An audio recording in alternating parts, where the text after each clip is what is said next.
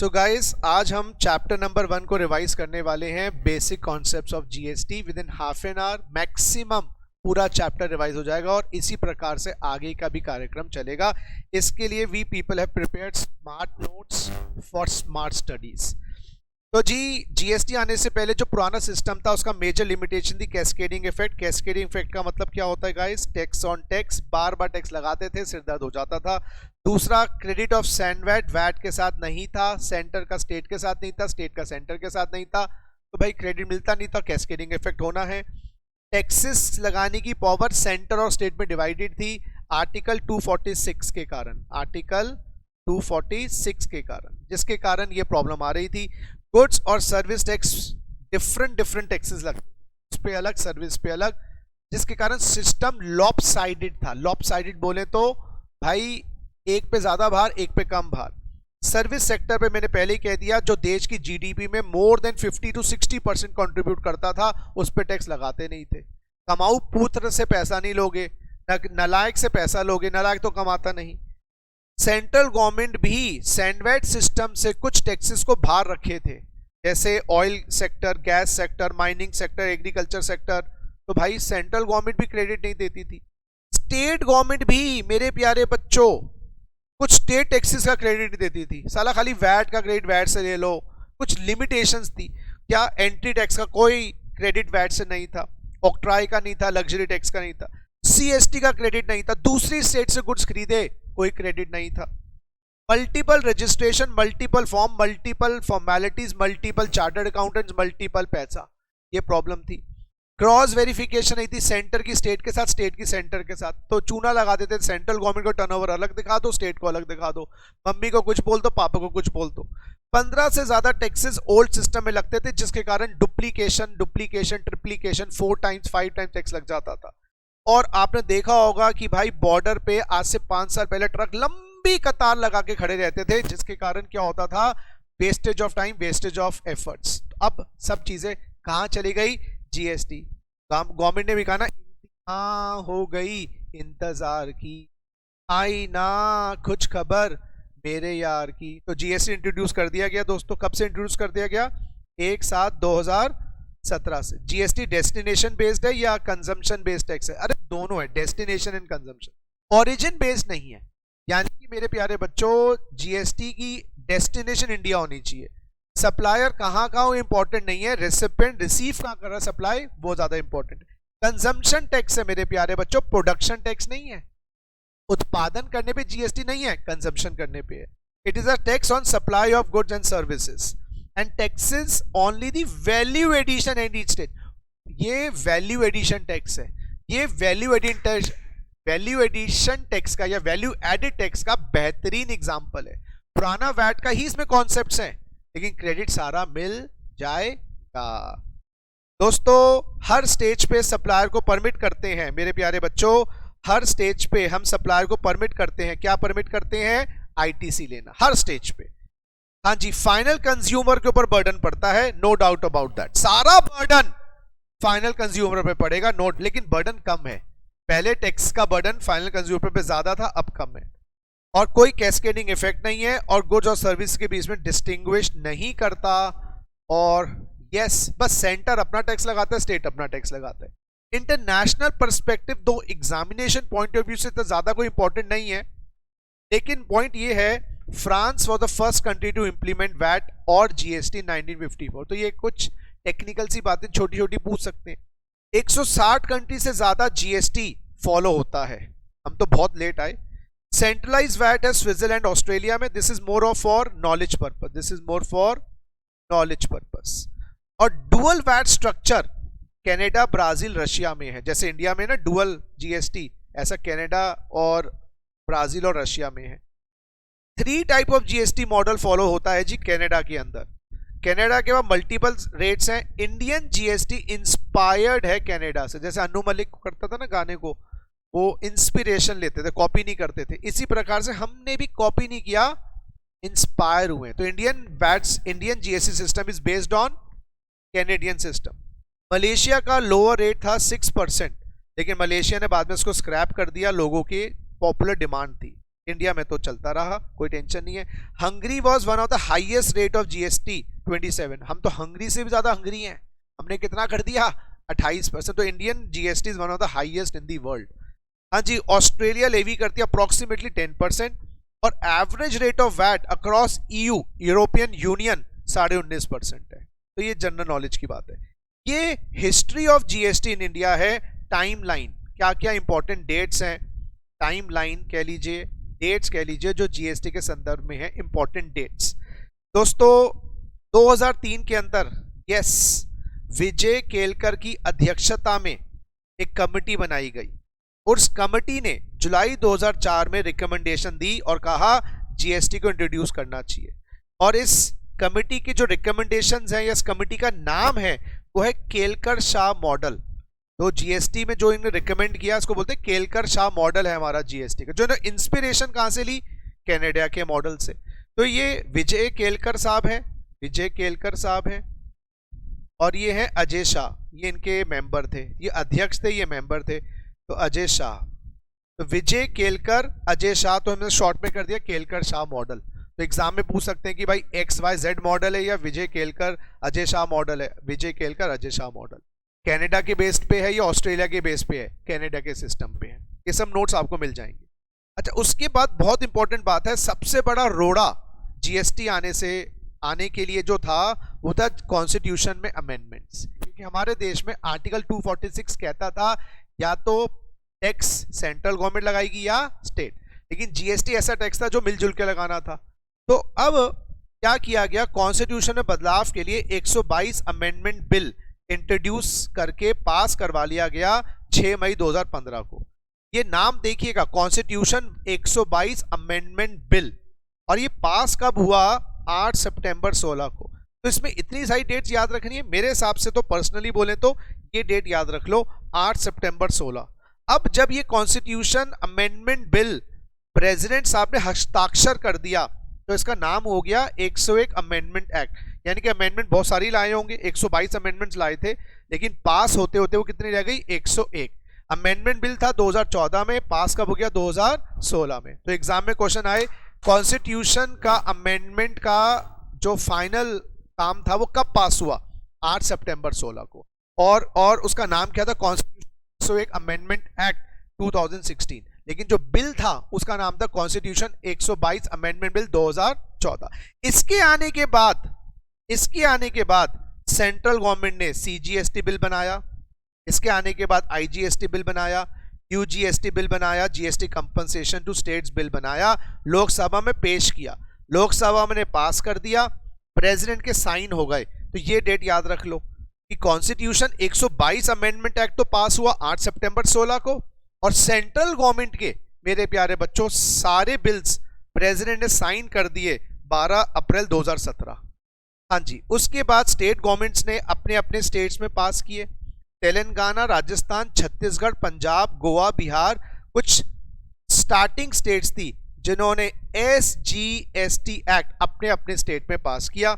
और दोस्तों happy birthday to you, 1 जुलाई 2017 को जीएसटी पूरे देश में लागू कर दिया गया, एक्सक्लूडिंग JNK। लेकिन सर आप तो बोलते हो इंक्लूडिंग JNK, बेटा 7 जुलाई 2017 को इंट्रोड्यूस कर दिया गया JNK में by CGST extension to JNK act 2017। तो उसके बाद पूरे देश में लागू हो गया। तो इसमें जो इंपॉर्टेंट डेट्स हैं जो मुझे लगता है याद कर सकते हो वो यही है, 8 सितंबर 16 और 12 अप्रैल 17 और 1 जुलाई 17। तो ये 3 डेट्स मेरे हिसाब से याद कर सकते हैं, 3 डेट। नेक्स्ट है बेटा जीएसटी और कॉन्स्टिट्यूशन के मेजर प्रोविजंस। हमारा देश का constitution supreme law of India है, इससे बड़ा कोई लॉ नहीं है। इंडिया में 3 सरकारें हैं, यूनियन गवर्नमेंट, स्टेट गवर्नमेंट और जल्दी बोलो लोकल गवर्नमेंट। हाँ जी, यूनियन गवर्नमेंट, स्टेट गवर्नमेंट और लोकल गवर्नमेंट। टैक्सेस लगाने की पावर मेरे प्यारे बच्चों दोनों में डिस्ट्रीब्यूटेड है, सेंटर और स्टेट में। स्टेट गवर्नमेंट टैक्सेस लगाएगी स्टेट लिस्ट के मुताबिक, सेंट्रल गवर्नमेंट टैक्सेस लगाएगी यूनियन लिस्ट के मुताबिक। 25 पार्ट्स में डिवाइडेड है हमारा कॉन्स्टिट्यूशन। एक उसका प्रियम्बल है, 448 आर्टिकल है, 12 शेड्यूल्स। इसको याद करने की जरूरत नहीं है, नॉलेज के लिए। सबसे important provision tax point of view के लिए कॉन्स्टिट्यूशन में जो लिखा है article 265। No tax shall be levied और collected except authority of law. जब तक लॉ परमिट नहीं करेगा हिंदुस्तान में टैक्स नहीं लग सकता। और वो लॉ कौन बनाएगा? 246 कहता है या तो पार्लियामेंट बनाएगी या स्टेट गवर्नमेंट बनाएगी। वो लॉ कौन बनाएगा? या तो पार्लियामेंट या स्टेट। और वो पावर लॉ लाने की सेंट्रल और स्टेट को तो है, लेकिन किन मुद्दों पे, किन टॉपिक्स पे? वो 7 शेड्यूल आर्टिकल 246 का सेंट्रल गवर्नमेंट के पास टैक्स लगाने की पावर यूनियन लिस्ट के 82 से 91 में है, और स्टेट गवर्नमेंट के पास टैक्स लगाने की पावर एंट्री 45 से 63 की। ये पावर दी गई है 246, और इसी के कारण जीएसटी नहीं आ रहा था। इसी कारणवश आर्टिकल 246A डाला गया by the constitution amendment act 101 amendment act. तो एक नया आर्टिकल कॉन्स्टिट्यूशन में डाला गया।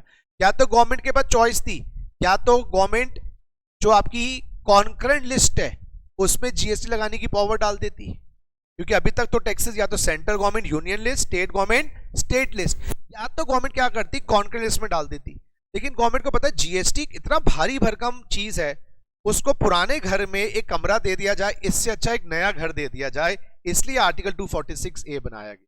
तो आपके घर में एक बंदा आ रहा है, वो हमेशा आपके साथ रहेगा और वो बहुत फैला हुआ है, तो उसको एक कमरा देने से मुझे लगता है शांति नहीं पड़ेगी, उसको नया घर देना पड़ेगा। तो आर्टिकल 246A डाल दिया गया।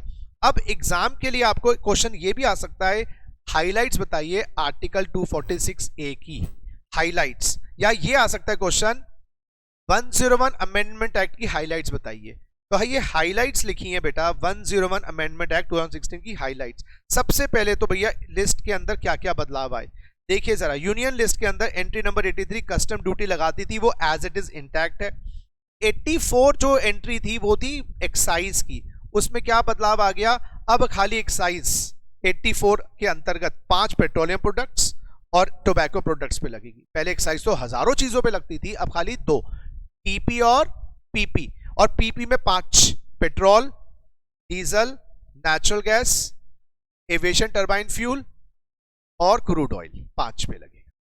अच्छा, ये एंट्री नंबर 92 डिलीट हो गई, जो न्यूज़पेपर पे टैक्स लगाती थी सेंट्रल गवर्नमेंट, 101 अमेंडमेंट एक्ट ने डिलीट कर दी।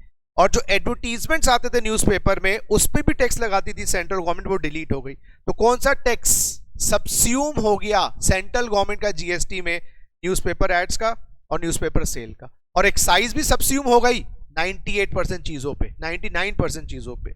इंटरस्टेट सेल का जो सीएसटी है उसकी जो पावर है सेंट्रल गवर्नमेंट को, वो एंट्री है अभी, वो एंट्री डिलीट नहीं करी गई है, क्योंकि इंटरस्टेट पे अभी भी सेंट्रल गवर्नमेंट आईजीएसटी लगाती है, तो पावर तो रखनी पड़ेगी ना अपने पास। सर्विस टैक्स लगाने की पावर डिलीट कर दी गई। 92C सर्विस टैक्स लगाने की पावर थी, डिलीट कर दी गई। 97 है रेजिडुअल एंट्री, वो अभी भी मेंटेन्ड है। ये क्या कहती है? सेंट्रल गवर्नमेंट किसी भी मुद्दे पे लॉ ला सकती है अगर वो मुद्दा स्टेट लिस्ट और सेंट्रल लिस्ट में मेंशन ना हो। उसके बाद स्टेट लिस्ट की जो मेन एंट्रीज हैं, entry number 49 as it is है, इस पे हाउस टैक्स लगाना है, लैंड रेवेन्यू लगाने हैं, वो अभी भी लग रहे हैं। 51 था बेटा एक्साइज, स्टेट एक्साइज 51 था, स्टेट एक्साइज। अभी स्टेट एक्साइज डिट्टो से अभी भी वैसे ही है। एल्कोहलिक लिकर और ड्रग्स, इस पे भी अभी भी स्टेट एक्साइज लग रहे हैं। 52 था एंट्री टैक्स और ऑक्ट्राई, ये डिलीट हो गई एंट्री। 53 था बिजली गिराने, ये अभी भी लग रही है। 54 था वैट, 54 था मेरे प्यारे बच्चों, बोल जल्दी बोलो क्या था? वैट। 54 था हमारा वैट, एक सेकेंड जी, 54 था हमारा वैट। और वैट अभी लग रहा है या हट गया? बेटा वैट हट गया है, लेकिन खाली 5 पेट्रोलियम प्रोडक्ट्स और आपका alcoholic liquor for human consumption, इस पे वैट रह गया है। हाँ जी, अगर न्यूज़पेपर एड्स छोड़ दो, टीवी एड्स और आपके रेडियो एड्स पे स्टेट गवर्नमेंट टैक्सेस लगाती थी। न्यूज़पेपर वाला तो डिलीट हो गया, रेडियो और टीवी एड्स पे जो टैक्स लगता था बाय द स्टेट गवर्नमेंट, वो भी डिलीट हो गया, वो भी डिलीट हो गया। हाँ जी बेटा, ये है entry number 60 professional tax, trade tax और एम्प्लॉयमेंट टैक्स, ये अभी भी लगता है। ये टैक्स की चर्चा हम करेंगे इनकम टैक्स एक्ट में। है ये एक टाइप से डायरेक्ट टैक्स, लेकिन अब ये इनडायरेक्ट टैक्स नहीं है, ये क्या? Direct tax. तो ये डायरेक्ट टैक्स अभी भी लगता है, तो इसका इनडायरेक्ट टैक्स से कुछ देना नहीं तो हटा। हाँ जी, एंट्री नंबर 62 पहले कहता था luxury tax, betting tax, gambling tax, entertainment tax, delete हो गया। अब खाली एंटरटेनमेंट और अम्यूजमेंट का टैक्स कौन लगा सकता? कुछ कुछ होता है, कुछ कुछ होता है, मतलब कुछ कुछ म्युनिसिपल कॉर्पोरेशंस, कुछ कुछ लोकल बॉडीज लगा सकते, बाकी एंटरटेनमेंट टैक्स चला गया, लॉटरी का टैक्स चला गया, लग्जरी टैक्स चला गया, बेटिंग का टैक्स चला गया। और बेटा 63 जो है स्टैम्प ड्यूटीज लगाने की पावर है स्टेट गवर्नमेंट के पास, वो अभी भी रिटेन्ड है। हाँ जी, अब इससे ये बात समझ आई आपको कि कौन कौन से टैक्सेस सेंटर के चले गए, कौन कौन से टैक्सेस स्टेट के चले गए। सेंटर की एक्साइज चली गई, लेकिन एक्साइज कहाँ रह गई? 5 पेट्रोलियम प्रोडक्ट्स और tobacco products. Additional excise duties लगती थी वो चली गई, वो एक्साइज एक्ट में एडिशनल एक्साइज ड्यूटी लगाते थे, कुछ अलग चली गई। मेडिसिन और टॉयलेट प्रिपरेशंस एक्ट पे एक्साइज लगाती थी सेंट्रल गवर्नमेंट, जैसे वो कफ सिरप है उसमें एल्कोहल होता है, या आपकी कॉस्मेटिक्स जो डिओड्रेंट्स हैं, अब उस पर भी एक्साइज चली गई। सर्विस एक्ट चला गया। ये सीवीडी और स्पेशल सीवीडी इंपोर्ट के अंतर्गत लगते थे, कस्टम ड्यूटी के अंतर्गत लगते थे, ये डिलीट हो गए। सीए इंटर में हमारा कस्टम ड्यूटीज है नहीं, तो खाली नाम याद रख लेंगे। सीवीडी की फुल फॉर्म है काउंटर वेलिंग ड्यूटी, और स्पेशल सीवीडी का नाम है स्पेशल काउंटर वेलिंग ड्यूटी। सीएसटी चला गया, और सेंट्रल सरचार्जेस और सेसेस सारे चले गए। स्टेट के टैक्सेस कौन से चले गए? एंटरटेनमेंट टैक्स, लेकिन एंटरटेनमेंट टैक्स कौन सा रह गया? कुछ कुछ होता है लोकल बॉडीज वाला। लॉटरी बेटिंग का चला गया, एंट्री टैक्स परचेज टैक्स चला गया, वैट सेल टैक्स चला गया। सेल टैक्स कहाँ रह गया? एल्कोहलिक लिकर और पेट्रोलियम प्रोडक्ट्स, सेल टैक्स बोले तो वैट।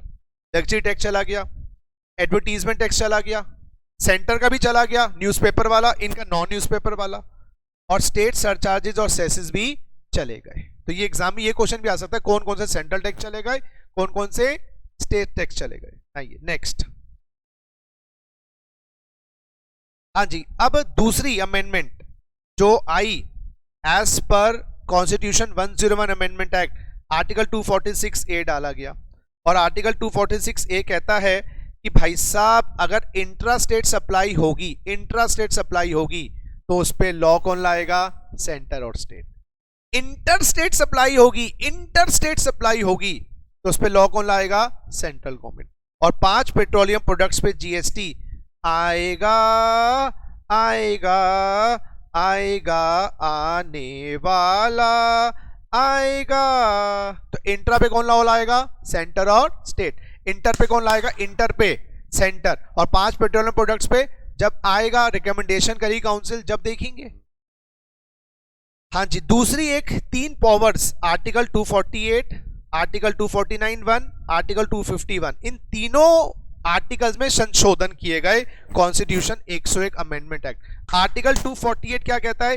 पार्लियामेंट के पास लॉ बनाने की पावर है स्टेट लिस्ट के आइटम पर भी और कॉन्करेंट लिस्ट के पावर पे भी, अगर वहां पर स्टेट गवर्नमेंट साइलेंट है। तो अगर कोई ऐसा पावर है जो स्टेट लिस्ट में है और स्टेट गवर्नमेंट ने लॉ नहीं बनाया हुआ, हम लॉ ला सकते हैं। लेकिन इसमें क्या लिख दिया? सब्जेक्ट टू आर्टिकल 246A, ये लाइन डाल दी। इसका मतलब ये हुआ कि अगर जीएसटी का कोई टॉपिक, जीएसटी पावर स्टेट के पास है और स्टेट उस पर लॉ नहीं लाया, तो तुम उसमें इंटरफेरेंस नहीं कर सकते। दोबारा रिपीट करता हूं, एक डिब्बा सेंटर का है, एक डिब्बा स्टेट का है। इस डिब्बे में स्टेट ने कुछ नहीं खाया, इस डिब्बे में स्टेट ने कुछ नहीं खाया, तो ये पावर आर्टिकल 248 देता है कि सेंटर खा सकता है।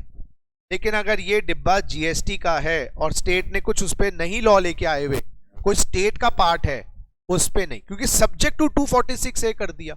यानी कि 246A ओवरराइड्स, मेरे बच्चों सुनो, ओवरराइड्स 248। इसका मतलब ये है, तो 248 की जो रेजिडुअरी पावर है वो जीएसटी के अलावा सेंट्रल गवर्नमेंट यूज कर सकता है किसी और मुद्दों के लिए।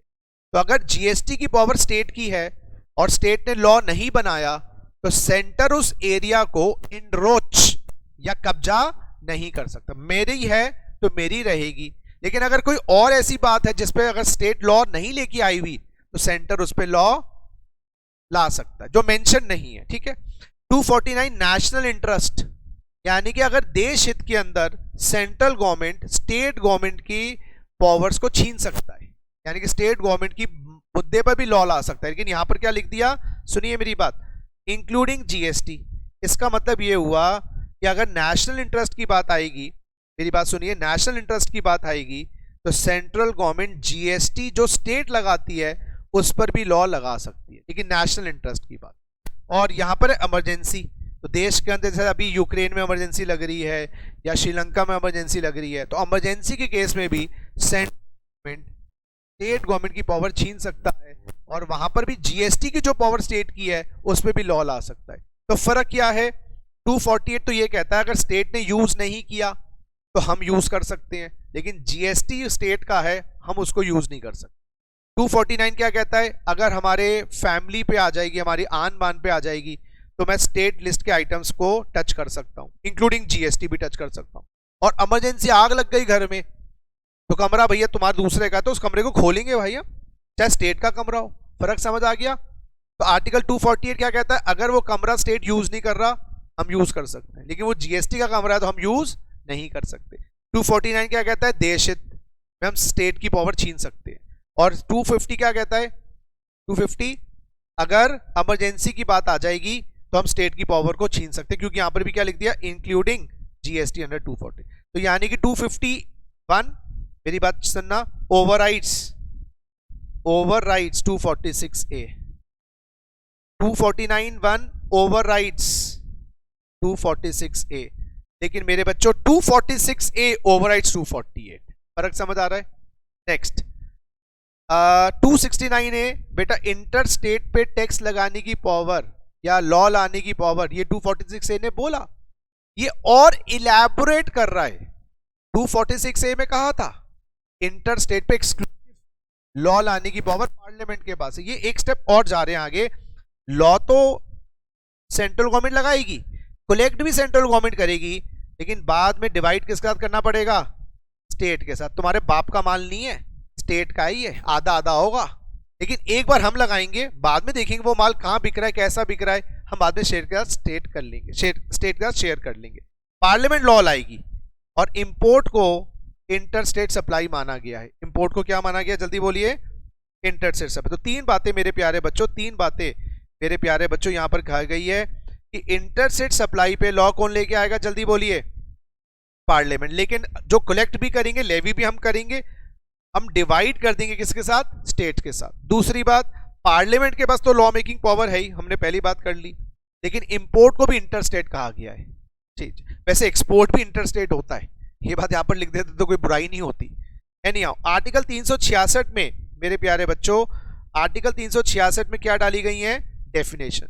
जीएसटी का मीनिंग क्या है, any tax on supply of goods और सर्विसेज और both except alcoholic liquor for human consumption. बड़ी सिंपल डेफिनेशन। गुड्स की ऑल मटेरियल कमोडिटी आर्टिकल, लेकिन रियल मीनिंग गुड्स का हमने कहां ढूंढा, सेक्शन 252। और सर्विसेज की डेफिनेशन भी एनीथिंग अदर देन गुड्स, लेकिन रियल मीनिंग कहां देखा, 2102। और स्टेट का मतलब क्या है, स्टेट का मतलब स्टेट तो है ही, यूनियन टेरिटरी विद लेजिस्लेचर भी है। तो तीन ऐसी यूनियन टेरिटरी जिसमें स्टेट लेजिस्लेचर है, उसको डीम्ड स्टेट का दर्जा दिया। कौन कौन सी, दिल्ली, पुडुचेरी और जेएनके। इस JNK does not mean Ladakh, only JNK, ठीक है। 279A में मेरे प्यारे बच्चों क्या सेटअप की गई है, GST council. GST council president गठन करेगा। 12 सितंबर 16 को तो प्रोविजन जीएसटी काउंसिल के एक्टिवेट हो गए थे। क्या एक्टिवेट हो गए थे, प्रोविजंस, जो सेक्शंस है ना वो एक्टिवेट हो गए थे। ये डेट याद नहीं करने की जरूरत, फिर भी।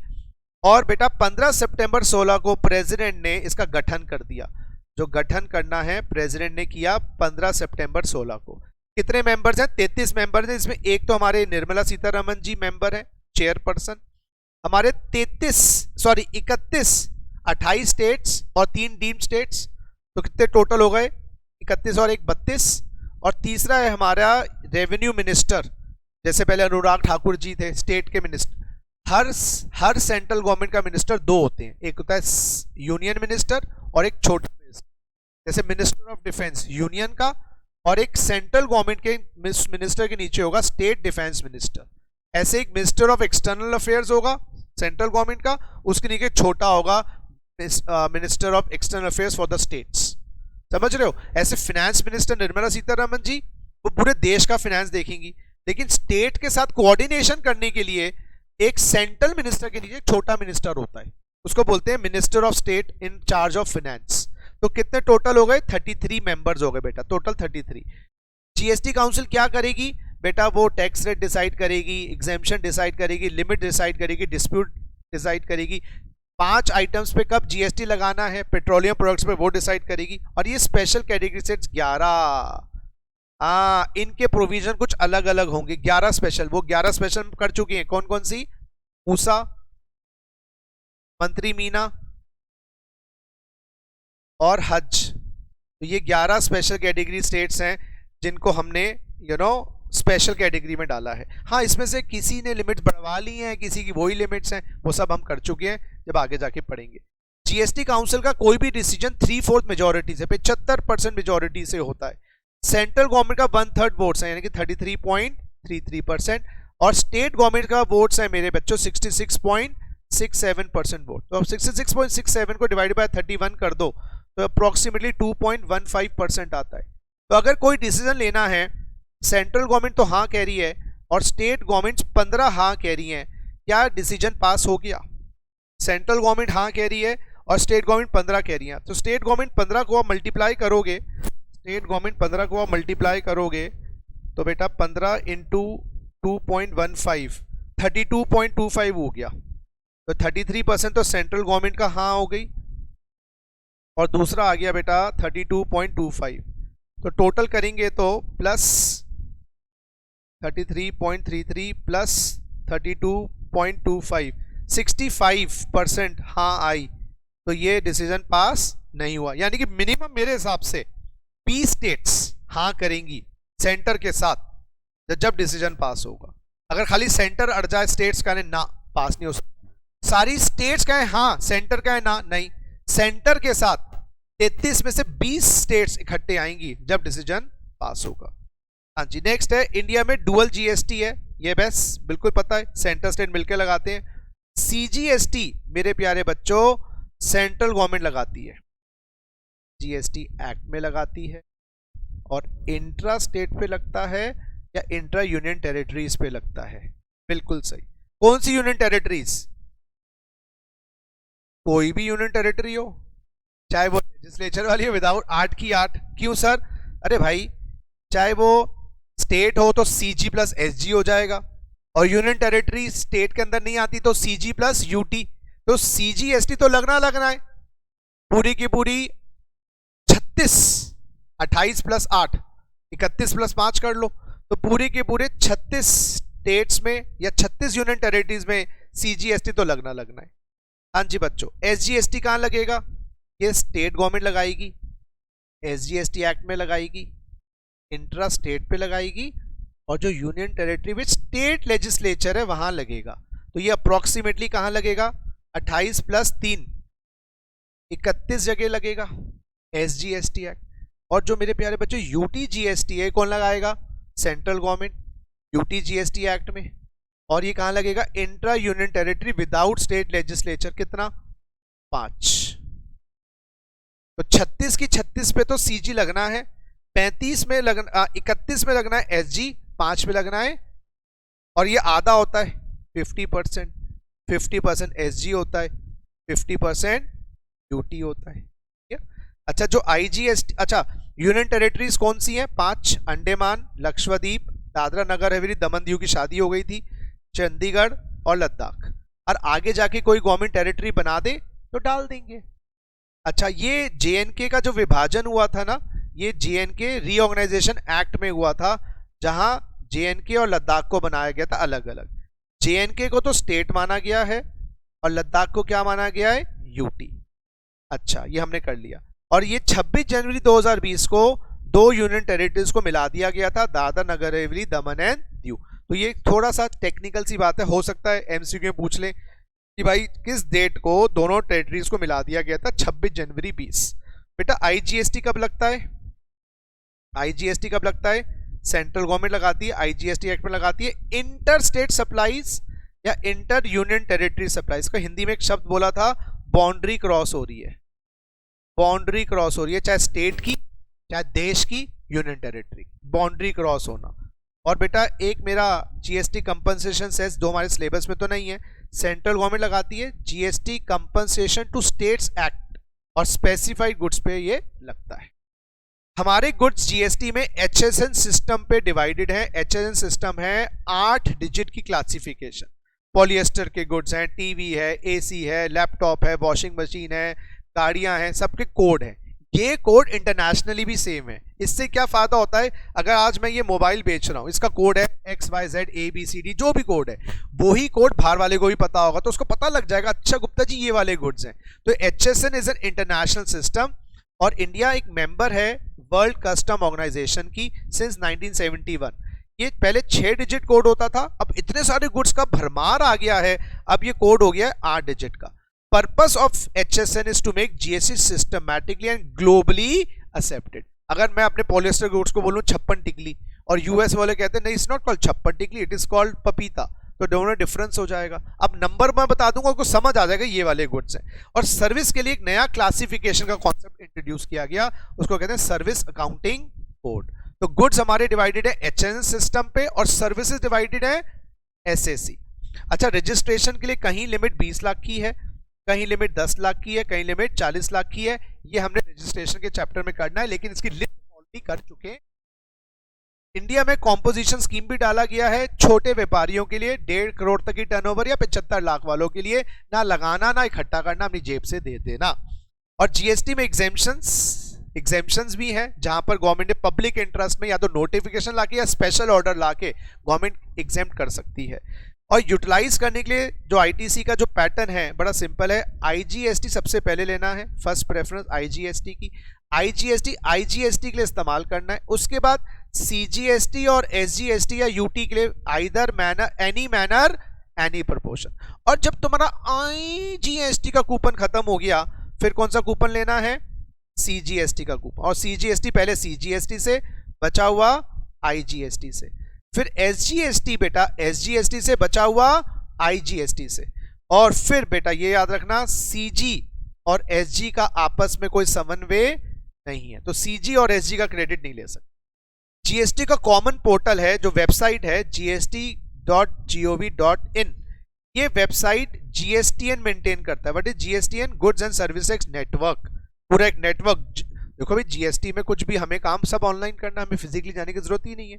ये नेटवर्क सेक्शन 8 कंपनी गवर्नमेंट ने बनाई है, नॉन प्रॉफिट कंपनी जो होती है, NPO non profit organisation, section 8 की। इन्फोसिस कंपनी को ठेका दिया हुआ है इसको मेंटेन करने का, इन्फोसिस को। अभी इनकम टैक्स की वेबसाइट भी नहीं बनी है, 6 महीने पहले 450 करोड़ बोलते हैं वो देकर इन्फोसिस से बनवाई है। मुझे दे देते, मैं तो 100 करोड़, मैं तो 5 करोड़ में बना देता, इतना पैसा बच जाता।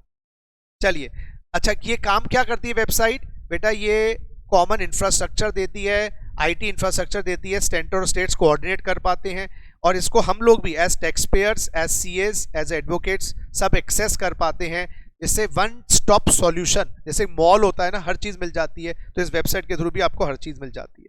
फिर गवर्नमेंट ने बेटा, अरे यहाँ पर आ गए, तो गवर्नमेंट ने जीएसपी और एएसपी बनाए हुए हैं। जीएसपी क्या है? GSP is goods service provider, क्या नाम दिया गया इसका फुल फॉर्म है? हाँ जी, जीएसटी सुविधा प्रोवाइडर्स। ये लोग कौन होते हैं? इंटरमीडियरीज होते हैं, इनको सर्टिफिकेट मिल जाता है, इनके पास जाइएगा, अपलोड करवा लीजिएगा, रिटर्न्स फाइल करवा लीजिएगा, रजिस्ट्रेशन करवा लीजिएगा। तो अगर आप जीएसपी के पास जाएंगे, कुछ नॉमिनल फीस लेकर आपको जीएसटी की सारी फॉर्मेलिटीज पूरी कर देगा। लेकिन जीएसटी सुविधा प्रोवाइडर के पास जाओगे तो ये भी लोग उपयोगिता लेंगे, किस चीज? एएसपी, ये होता है एप्लीकेशन सुविधा प्रोवाइडर्स, क्योंकि भाई जीएसटी में सारा काम ऑनलाइन है, तो यू रिक्वायर एप्लीकेशन मतलब यू रिक्वायर सॉफ्टवेयर। तो ये एएसपी सॉफ्टवेयर देता है और जीएसपी आपकी मदद करता है। तो हमें जीएसटी में दोनों चीजों की आवश्यकता पड़ती है, जीएसपी और एएसपी। जीएसपी कौन है साक्षी? सुविधा प्रोवाइडर्स, जो लोग इंटरमीडिएट हैं, फीस लेंगे, रजिस्ट्रेशन करवाएंगे, आपको हेल्प करेंगे। और एएसपी कौन है? एप्लीकेशन, जो जैसे टेली एप्लीकेशन हो गई, तो ये एप्लीकेशन से हमें इनवॉइसिंग डायरेक्टली अपलोड करने में आसान हो जाता है। जैसे कंप्यूटर चलाने के लिए हमें एक बंदा भी चाहिए, और कंप्यूटर चलाने के अंदर के बीच में हमें सॉफ्टवेयर भी चाहिए, माइक्रोसॉफ्ट ऑफिस वगैरह वगैरह। ये टैक्सेस तो हमने सब्स्यूम की बात कर ली। लास्ट टॉपिक है बेनिफिट्स ऑफ जीएसटी। जीएसटी आने से पूरी इंडिया एक यूनिफाइड मार्केट बन गई है। आप यूपी से खरीदो, बिहार से खरीदो, क्रेडिट मिलेगा। आप गुड्स बेचो, सर्विस बेचो, क्रेडिट मिलेगा। कॉमन चीज हो गई है। दूसरा, ill effects of cascading. Cascading के जो इल इफेक्ट्स हैं वो चले गए हैं। डबल टैक्सेशन चला गया है, मेक इन इंडिया को बूस्ट मिला है, और गवर्नमेंट को रेवेन्यूज भी बढ़े हैं। इस बार अभी आया 1,40,000 करोड़ का जीएसटी मिला है इस महीने। अब तो 4-5 सालों में मैक्सिमम जीएसटी अब आया, क्योंकि गवर्नमेंट क्या कर रही है, जीएसटी में नट बोल्ट टाइट करते जा रही है, टैक्स एवेजन खत्म होता जा रहा है, कैस्केडिंग इफेक्ट खत्म हो जा रहा है, रेवेन्यू फ्लो बढ़। तो दैट्स ऑल अबाउट इट। तो कितना टाइम लगा है इसमें? हाँ जी, तो ये आपको सब मिलेंगे, बिल्कुल मिलेंगे। अब अपन लोग क्या करेंगे, कल वाली क्लास में जो हमारा सेकंड चैप्टर है वो रिवाइज करने वाले हैं। उसका नाम क्या है? सप्लाई। उसको रिवाइज करेंगे और आगे बढ़ेंगे। चलो, दैट्स ऑल फॉर टुडे। चलिए, मजे करिएगा। और आपको मेरा नंबर है ही, ग्रुप पे है ही हम सब लोग। कोई डिफिकल्टी आती है तो डिस्कस करते हैं। चलो बच्चों, टेक केयर, बाय, टाटा, फिर मिलते हैं।